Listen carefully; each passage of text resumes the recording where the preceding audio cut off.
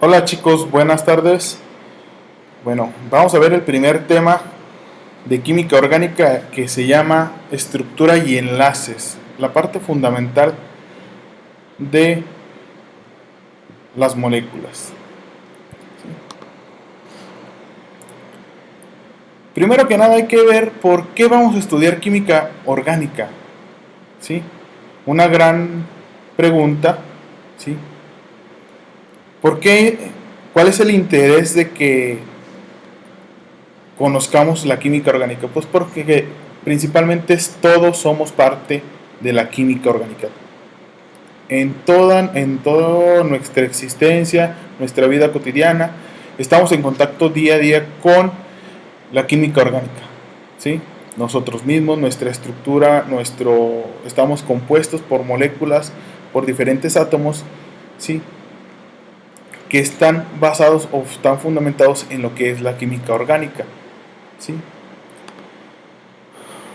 Para hacer un poco de historia, ¿sí? No fue hasta 1700 que empezó a tomar fuerza o a generarse las primeras ideas de lo que es química de manera general, ¿sí? Surgió con la alquimia. Muchos de algunos de ustedes les habrá sonado, lo habrán escuchado esta palabra, o los alquimistas, ¿sí? O la alquimia. Pues no son más que nada que el principio de la química. Los alquimistas eran químicos. Ellos descubrieron o asociaban esto a la fuerza vital que estaba en cada uno de nosotros, ¿sí?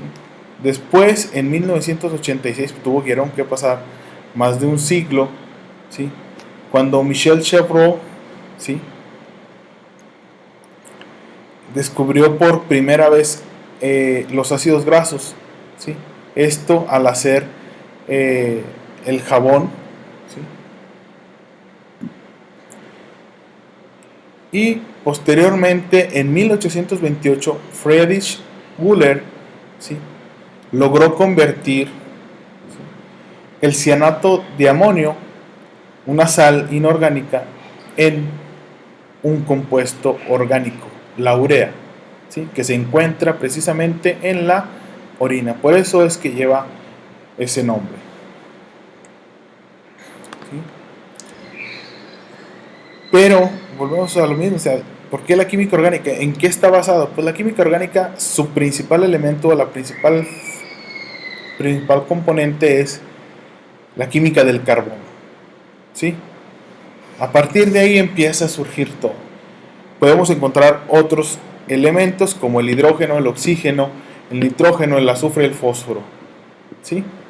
De ahí que muchos de ustedes a lo mejor en la preparatoria les hayan mencionado que estamos compuestos por chon, ¿sí?, porque son las abreviaturas, las siglas de estos elementos que comprenden la química orgánica. Pero su mayor exponente es el carbono, ¿sí? Bueno, comencemos. ¿Está estructurada la química? ¿Cómo está estructurado cada átomo? Sí, pues la teoría atómica ha ido evolucionando con el paso de los años, ¿sí?, hasta la actual propuesta que tenemos ahorita, ¿sí?, en donde se dice que el núcleo está compuesto por neutrones y protones, ¿sí?, y que alrededor de él hay una capa densa, una nube densa, donde se encuentran girando los electrones. Pero se preguntarán, ¿y los orbitales? Perdón, los electrones giran de manera aleatoria o desordenada, no pueden chocar. La probabilidad de que choquen puede ser, sí puede darse, sin embargo puede ser muy baja, ¿sí? Cada uno de estos electrones tiene un trayecto definido, ¿sí? ¿Y quién define ese trayecto? Pues los diferentes orbitales, ¿sí?, en los que se acomodan, ¿sí? ¿Cuáles son estos orbitales? Pues hay diferentes tipos. Generalmente tenemos el orbital S, los tres orbitales P, orientados en los ejes de un plano cartesiano, incluyendo a Z, es decir, en X, en Y y en Z, y se pueden ver las figuritas en color morado, ¿sí? Y los orbitales D. Hay todavía otros orbitales que son los F, ¿sí? Pero generalmente para química orgánica se utilizan esos tres orbitales, el S, el P y el D. Más adelante veremos por qué.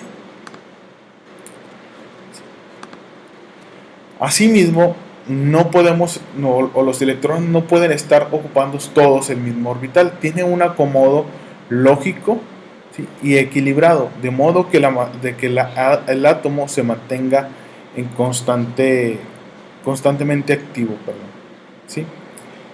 Para esto hay una regla o una teoría que se llama la estructura atómica, la configuración electrónica. ¿Sí? Muchos de algunos de ustedes ya lo habrán escuchado, ¿sí? Y incluso algunos de ustedes lograrán identificar el dibujo que se encuentra a la izquierda del video, ¿sí? Pues el primer paso es el principio de Aufbau, ¿sí? Donde se ven los diferentes orbitales, cada uno ubicado en un diferente nivel de energía, ¿sí? Entonces, hay diferentes niveles, hay hasta 8 niveles de energía, ¿sí? Y cada nivel de energía tiene diferentes orbitales, ¿sí? El principio de exclusión de Pauli, ¿sí? Donde nos indica que el giro del spin, ¿sí? O el giro del electrón, ¿sí? Se indica con una flecha hacia arriba y una flecha hacia abajo, y que tiene un cupo limitado, solamente 2, ¿sí? Finalmente la regla de Hund, ¿sí? Donde nos indica que si están disponibles dos orbitales de igual energía, ¿sí? Los electrones ocupan los espacios hasta que estén medio llenos. Solo entonces se completan los faltantes. A continuación lo vamos a ver qué es lo que significa, ¿sí? Vemos aquí la configuración electrónica para algunos de los átomos, ¿sí? En este caso el de hidrógeno, su número atómico es 1, perdón, ¿sí? Su configuración electrónica es 1s, ¿sí? Ya que el 1s es el primer orbital, ¿sí? Como solamente tiene un electrón, ¿sí? Pues solamente se indica con una flecha hacia arriba. Si tuviese dos electrones, pues sería una flecha hacia arriba y una flecha hacia abajo. Después vemos aquí el carbono, que tiene 6, ¿sí? Entonces se llena el primer nivel de energía con su orbital S, ¿sí? Pues se llena con la flecha hacia arriba y con la flecha hacia abajo, ¿sí? Después pasamos al siguiente nivel, al orbital S otra vez, con la flecha hacia arriba y la flecha hacia abajo. Tiene ocupados sus dos electrones. Después pasamos al orbital P en el mismo nivel de energía. El orbital P tiene 3 posiciones, como ya lo habíamos comentado anteriormente, en el eje X, en el eje Y y en el eje Z, ¿sí? Por lo tanto, a este orbital le caben 6 electrones, ¿sí? Pero si hacemos la suma, ya utilizamos 2 en el primer nivel, en el orbital S, ya utilizamos otros 2 en el segundo nivel y en el orbital S, entonces ya llevamos 4, nos quedan otros 2, ¿sí? Entonces, ¿cómo se posicionan estos dos electrones de acuerdo a la configuración electrónica? Pues primero va en el eje o en el orbital 2px, iría flecha hacia arriba. En el siguiente 2py iría la flecha hacia arriba.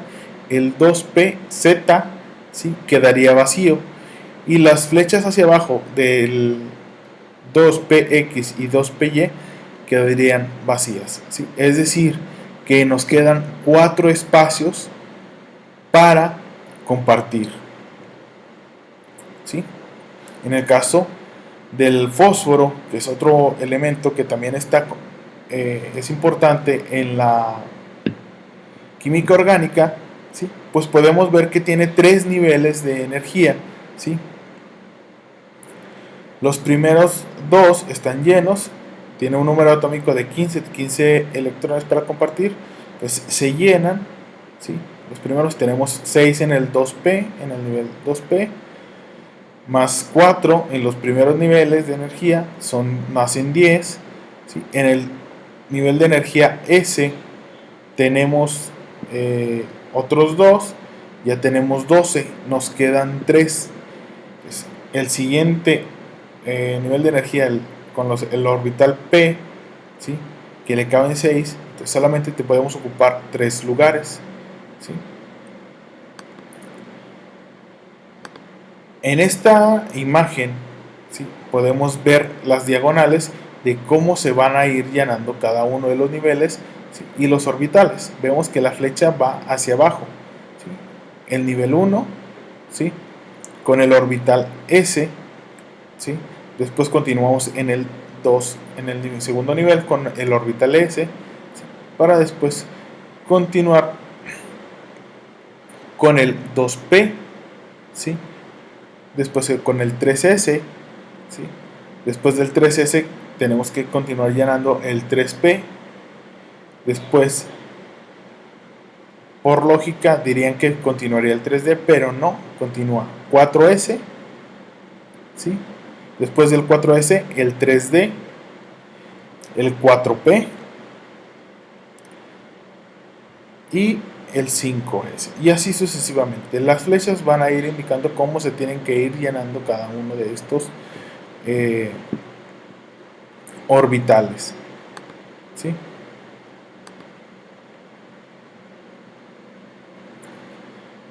Literalmente es bastante sencillo, ¿sí? Hacer el llenado de todos estos. ¿Por qué es importante conocer la configuración electrónica? Porque nos va a ir diciendo cuál es la posibilidad que tiene un elemento para compartir o para fusionarse o para combinarse con otro elemento y dar pie a la formación o a la generación de moléculas, ¿sí? Entonces, hasta aquí esto sería la primera parte de química orgánica referente al tema de estructuras y enlaces, ¿sí? Que tengan buena tarde, chicos, nos vemos pronto, hasta luego, bye.